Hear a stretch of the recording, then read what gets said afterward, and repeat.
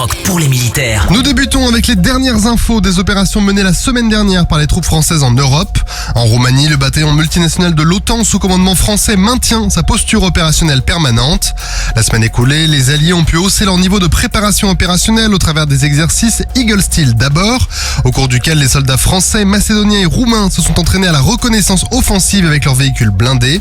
Winter Camp ensuite, durant lequel les fantassins espagnols du bataillon se sont confrontés aux conditions climatiques hivernales dans les montagnes roumaines des Carpates. Et enfin, Eagle Wings and Fury, des campagnes de tir en artilleurs français et belges. En Estonie, les éléments français du bataillon multinational de l'OTAN sous commandement britannique ont terminé l'exercice annuel Winter Camp. Cet entraînement réaliste entre alliés intégrait la prise en compte de la menace de drones dans un environnement de guerre électronique dense, le tout dans des conditions exigeantes de froid polaire.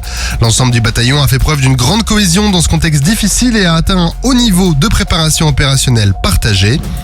En Lituanie, les 4 Rafales français déployés sur la base de Siolet poursuivent les missions de police du ciel de l'OTAN et ont mené de plus une mission d'entraînement Flexible Deterrent Options aux côtés de plusieurs aéronefs alliés. Au cœur de l'espace aérien des Pays-Baltes, 6 nations alliées, à savoir la Suède, la Finlande, l'Espagne, la France, les Pays-Bas et l'Italie y ont participé. Durant l'exercice, une menace aérienne a été simulée dans le ciel des Pays-Baltes avec une incursion d'une force adverse.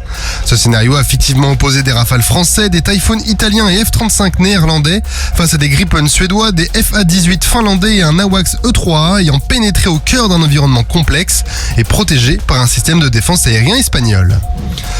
La phase de manœuvre de l'exercice majeur de la force de réaction alliée de l'OTAN, l'Allied Reaction Force, a aussi débuté la semaine dernière. L'OTAN a déployé récemment plus de 10 000 militaires de 9 pays alliés, la Bulgarie, la France, la Grèce, l'Italie, la Roumanie, l'Espagne, la Slovénie, la Turquie et le Royaume-Uni, et des centaines d'équipements techniques lors d'un vaste exercice, Steadfast 25, qui a pour but de tester la force de réaction alliée ou ARF sur le flanc oriental en Roumanie, en Bulgarie et en Grèce.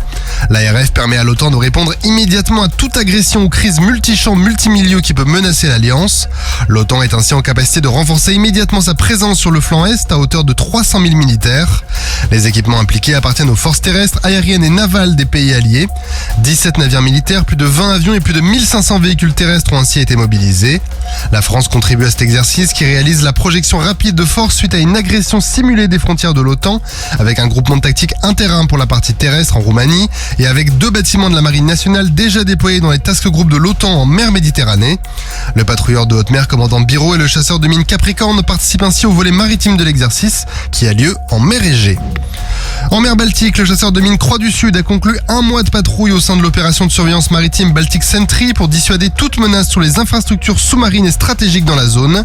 Il fait maintenant route vers son port d'attache. Par ailleurs, une frégate française a pris part au large de la Norvège à l'exercice Arctic Dolphin qui se déroule dans les fjords norvégiens. Cet exercice annuel qui est piloté par la marine norvégienne vise à entraîner les futurs commandants de sous-marins norvégiens, allemands et néerlandais. Plusieurs autres nations de l'OTAN apportent leur soutien à cet entraînement avec des navires de surface comme la frégate danoise Niels Juel et la frégate britannique Somerset. Sur terre, sur mer, comme dans les airs. Skyrock PLM, en équipe avec Cuneo, la mutuelle des forces armées.